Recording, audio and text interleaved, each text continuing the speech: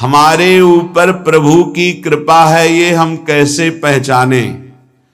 ये 8 लक्षण प्रकट होने लगते हैं जिसके ऊपर प्रभु की कृपा होती है। हमारे ऊपर प्रभु की कृपा है ये हम कैसे पहचाने?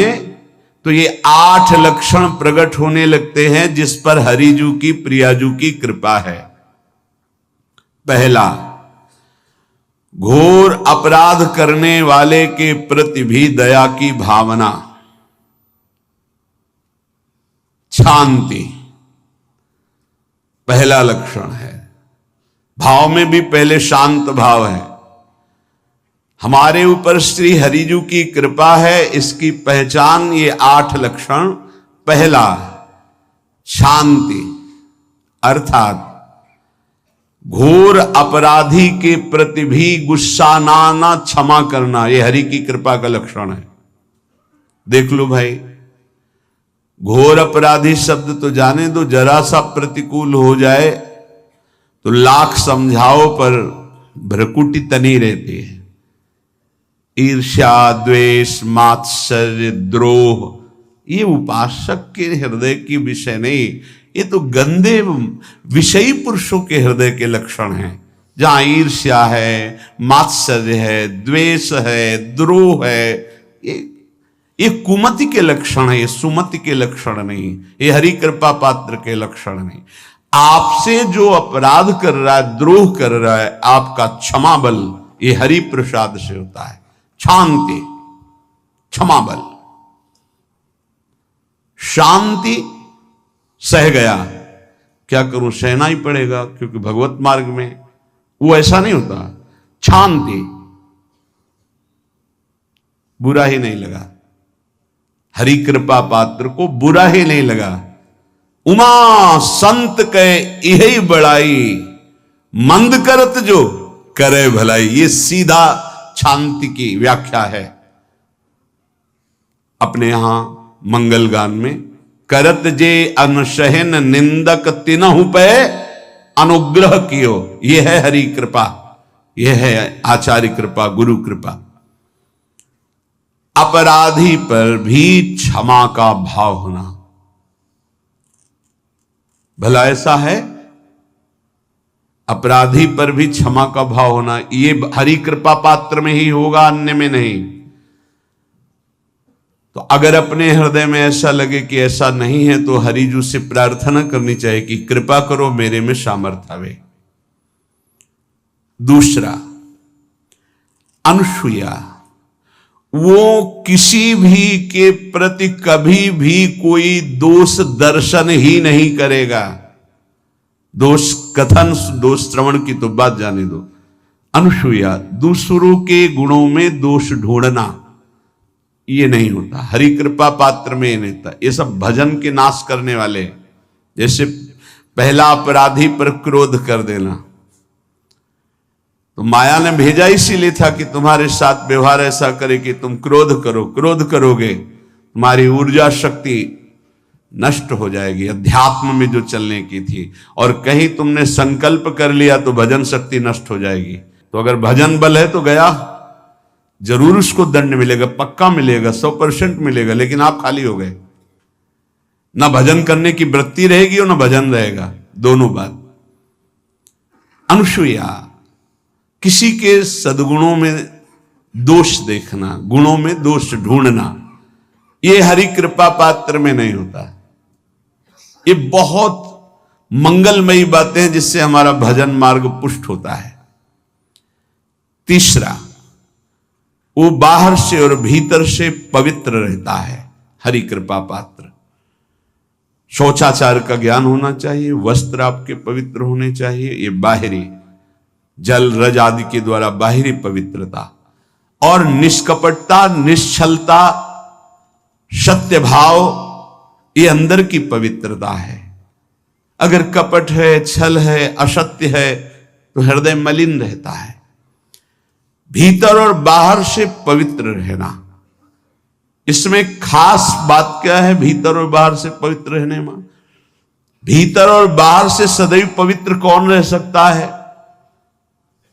तो बोले जो पुंडरीकाक्ष भगवान श्री हरि का प्रियाजू का स्मरण करता रहता है वो शवाभ्यंतर शुचि, वो बाह्य और अभ्यंतर दोनों से पावन रहता है। तीसरी जो कृपा का लक्षण है अर्थात वो सदैव भगवत चिंतन परायण, शौचाचार का पालन करने वाला, बाहर और भीतर से हरि कृपा पात्र पवित्र रहता है। लघु शंका में जल पात्र में रखा जाता है, जनेंद्रिय को पवित्र किया जाता है, फिर हाथ रज से धो के, फिर कुल्ला करके, आचमन करके, पैर धोकर, ऐसे पवित्र आचरण, ऐसे पशुवत व्यवहार ठीक नहीं।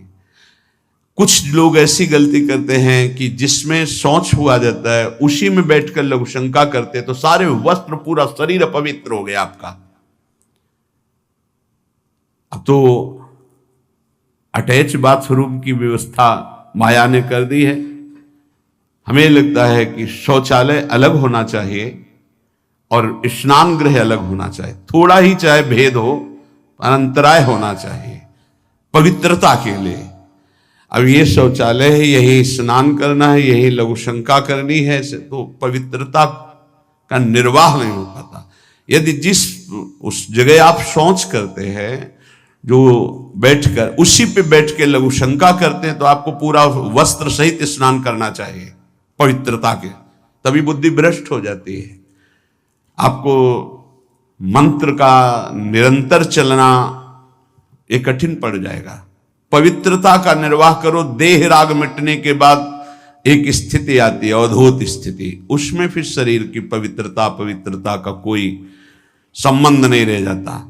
पर अभी तो संबंध है ना देह भाव से, तो बहुत हो से लघु शंका ऐसे करें कि आपके पैरों में, वस्त्रों में छिट्टी ना पड़े, पवित्र रहें। हर समय हमें पवित्र मंत्र जपना है, नाम जपना है, श्री की सेवा में रहना है। बहुत जल्दीबाजी खड़े खड़े लघु शंका की, छिट्टियां पड़ रही, बस ऐसे चल दिए, वो पशुवत आचरण भगवत मार्ग में नहीं चल पाओगे। वो अंदर तुम्हारे व्याकुलता पैदा करता रहेगा, भोगों की, संसार की। शौचाचार का बहुत बड़ा फल है, शरीर राग छूट जाएगा, ये बात समझ लो, शरीर राग छूट जाएगा। शरीर संबंधी पवित्रता शरीर राग छुड़ा देती है, आंतरिक रहस्य है ये। चौथा, ऐसे कार्यों का अनुष्ठान न करें जिनमें हमारा भजन छूटता है, जिनमें सत्य छूटता है, जिनमें भगवत भाव छूटता है। जैसे आपके ऊपर कृपा हुई, आप भगवत मार्ग में चल रहे हैं, अब आप ऐसे संसारिक कार्यों का अनुष्ठान कर रहे हैं जिनमें आपकी चित्तवृत्ति बिल्कुल भगवत विमुख हो रही, तो जीवन का लाभ क्या होगा? लाभ तो है भगवत स्मरण सहित। इसी की मानो टीका है, छठदम शील बिरत बहु कर्मा, निरत निरंतर सज्जन धर्मा। शीलवान और ऐसे कर्मों से विरत जिनसे भगवत विस्मरण होता है, जो सज्जन पुरुषों के द्वारा धर्मानुष्ठान होते हुए उन्हीं का अनुष्ठान, ऐसे कर्मों में ना जाए जिससे भगवत विस्मरण होता है। यह कल एक ने प्रश्न किया कि मैं खाता तो नहीं हूं लेकिन मांस के दुकान में मांस बेचता हूं, होटल आदमी, क्या उचित है? ये उचित कैसे हो सकता है? तुम और भी तो व्यापार कर सकते हो। जरूरी है धर्म का पालन करने की इच्छा करते हो, धर्म आचरण करते हो, ऐसा नहीं। तो विरत बहुकर्मा, उन कर्मों से हमें विरत रहना है जो हमारे धर्म के विरुद्ध है, जो भजन के विरुद्ध है। हरि कृपा पात्र ऐसे कर्मों का अनुष्ठान कर ही नहीं सकता। और शारीरिक श्रम इतना जिससे हमारा भजन का तार ना टूटे। जब भजन का अभ्यास किया जाता है तो हर कार्य को सुचारू रूप से करते हुए एकाग्रता भजन में रखी जाती है। हम वो कार्य जल्दी से कर ही नहीं सकते जिसमें भजन छूट जाए और कार्य पूरा हो।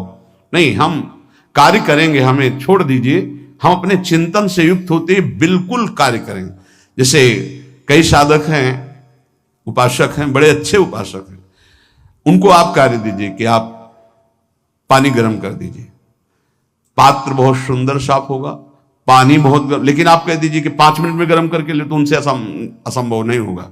छोड़ दीजिए उनको आप।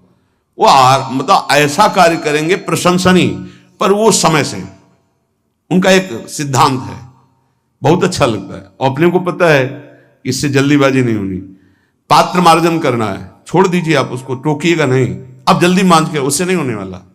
वो तनिक भी दोष नहीं रहने देगा पात्रों में, पर समय दीजिए, आराम आराम शिव कर।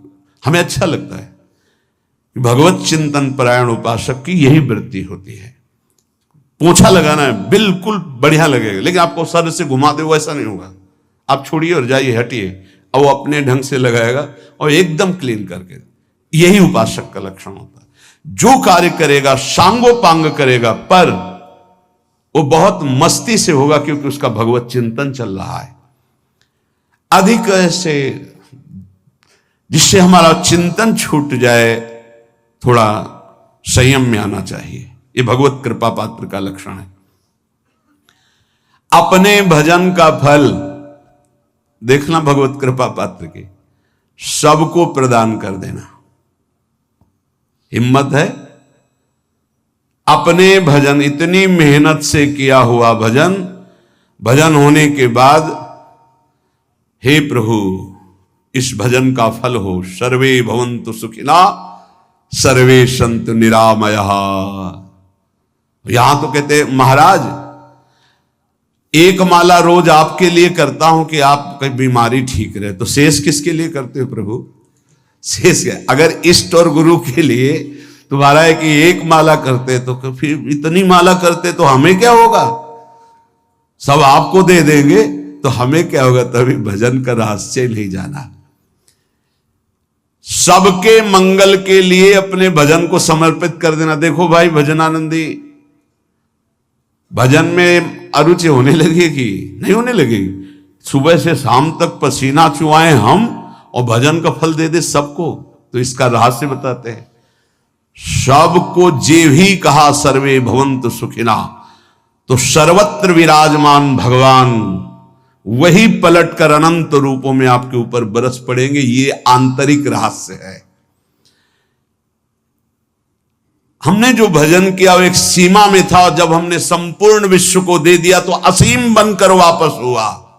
ये भाव न समझ में, अगर ये भाव न कहे तो एकदम लगे हम अपना भजन क्यों दे दें सबको। उस सर्वात्मा में विराजमान जो हमारा प्रभु है, उसी को समर्पित कर। सर्वे भवन्तु सुखिना, तो वो सब पलटकर सब जगह से वापस आया, सबका आशीर्वाद आया, और वो महान बनता चला गया। ये लाभ है, आंतरिक लाभ है। अगर तुम्हारा भाव ऐसा न बनता हो तो आप प्रभु को तो अर्पित करते ही है ना, तो वही प्रभु सब में विराजमान है। ऐसा भाव करके सर्वात्म स्वरूप भगवान को हमारा भजन समर्पित है। सब रूपों में प्रभु विराजमान है। ये हरि कृपा पात्र का लक्षण चल रहा है। और छठवां, अपने भजन से अपने लिए कुछ भी ना चाहना, और दूसरों की तो बात जाने दो, दूसरों से कुछ ना चाहना ये तो ठीक है। अपने भजन से अपने लिए कुछ ना चाहना है हिम्मत।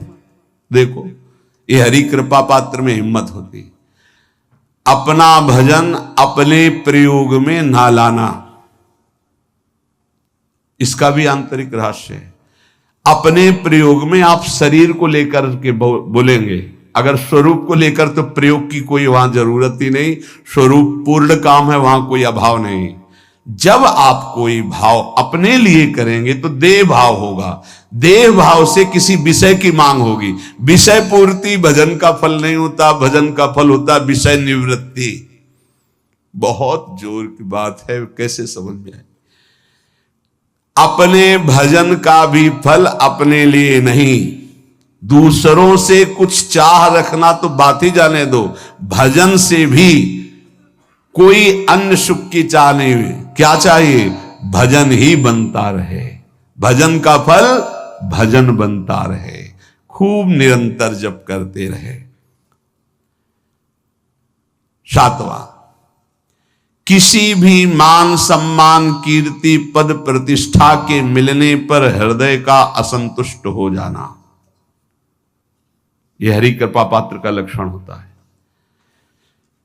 प्रणाम नमस्कार जय हो तो हृदय में असंतुष्ट हो जाना चाहिए। कोई किंचन मात्र अभिमान न उदय हो जाए। प्रभु बचाओ, ये माया की चकाचौंध से बचा लो नाथ। कौन सा अपराध बन गया कि आपकी जय की जगह यहां हमको ऐसा सुनना पड़े।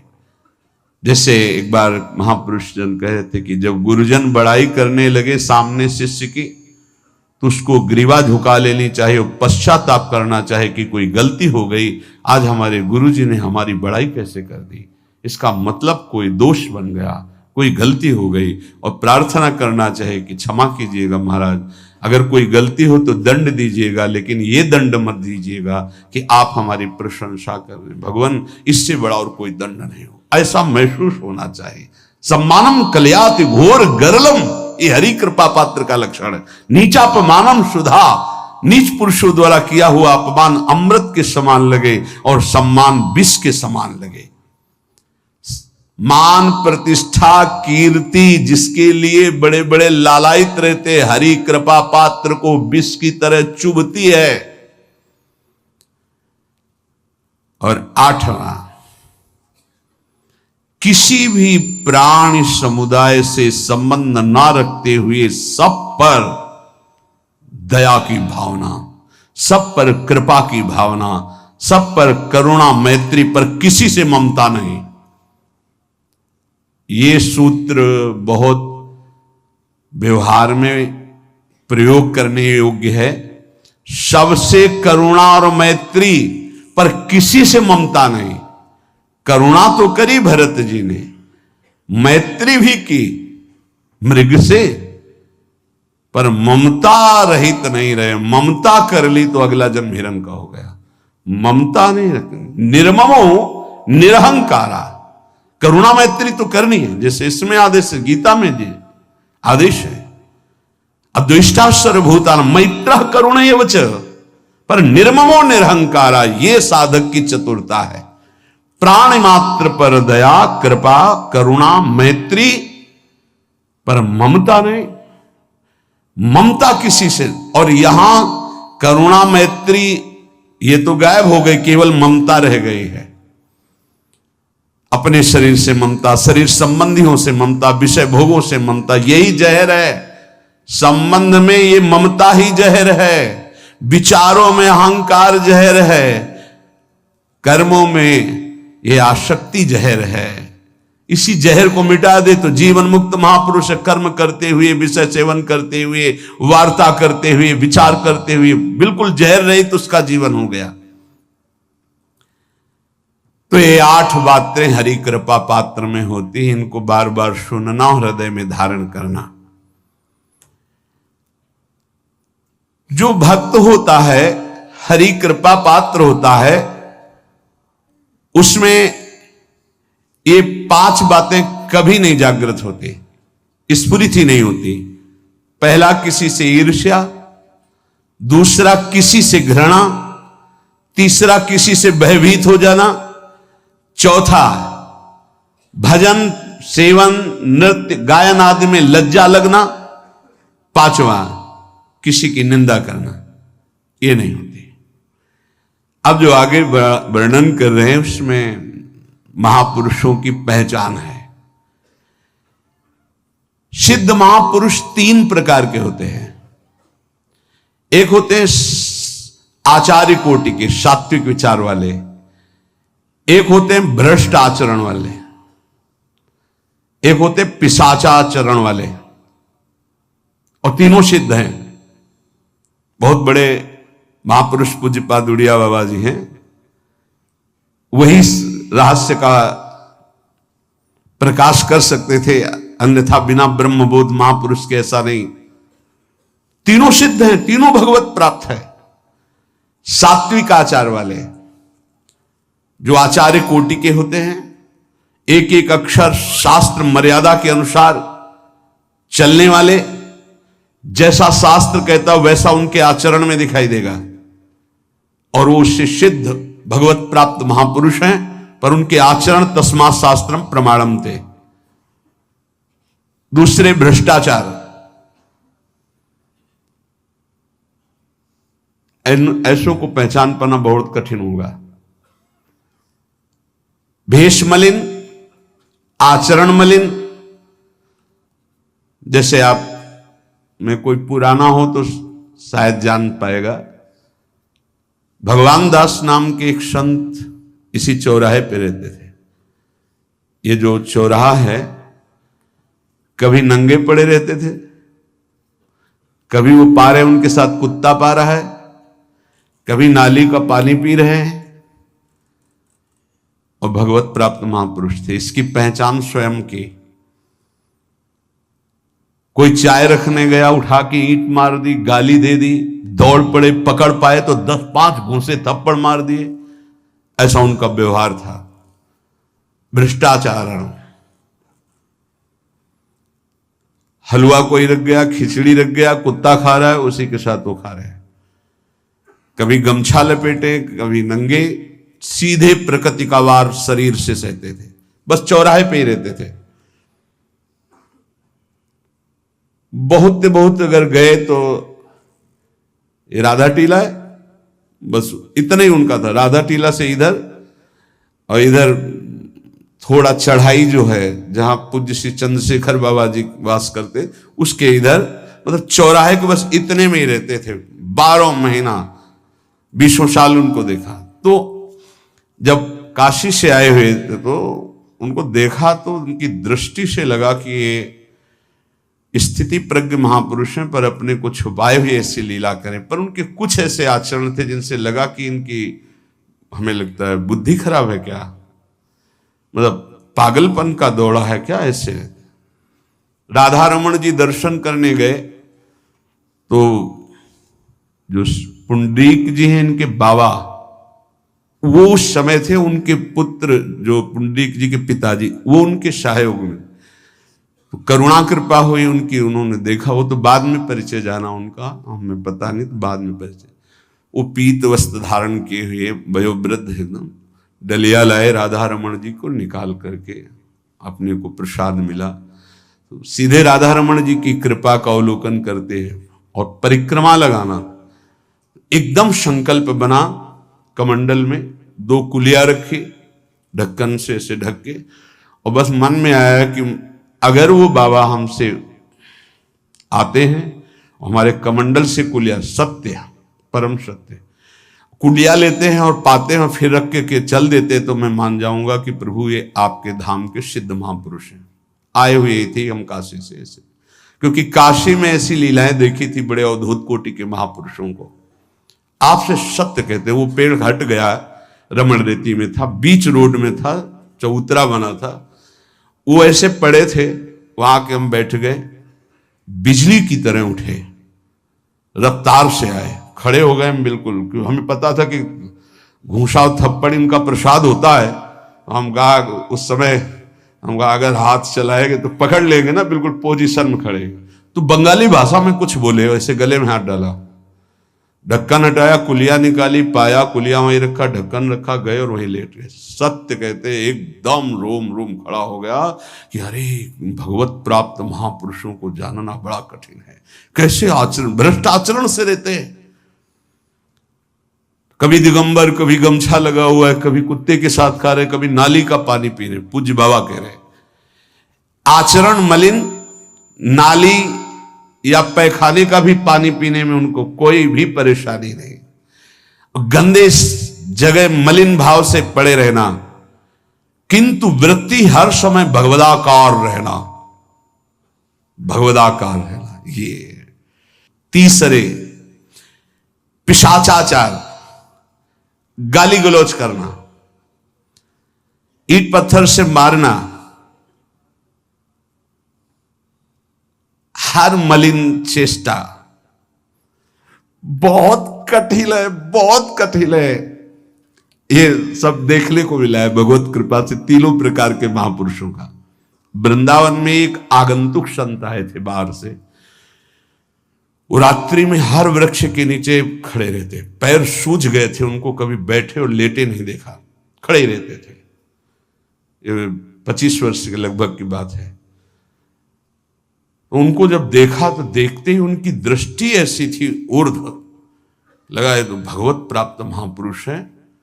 45 वर्ष की अवस्था हो, बस खड़े रहते थे, चरण उनके फट गए थे ऊपर से ऐसे खड़े खड़े। रात्रि में एक दिन हिम्मत की, बोलते नहीं थे वो, लार बह रही है ऐसे गंदे कपड़े, तो महाराज जी आप कृपा करें। उस समय मदन टेर में कि आप आइए, तो सहज में से खड़े हो गए। तो आटे के 4 लड्डू हमें मिले हुए थे, तो कहा आप कृपा करके पाइए, पाले।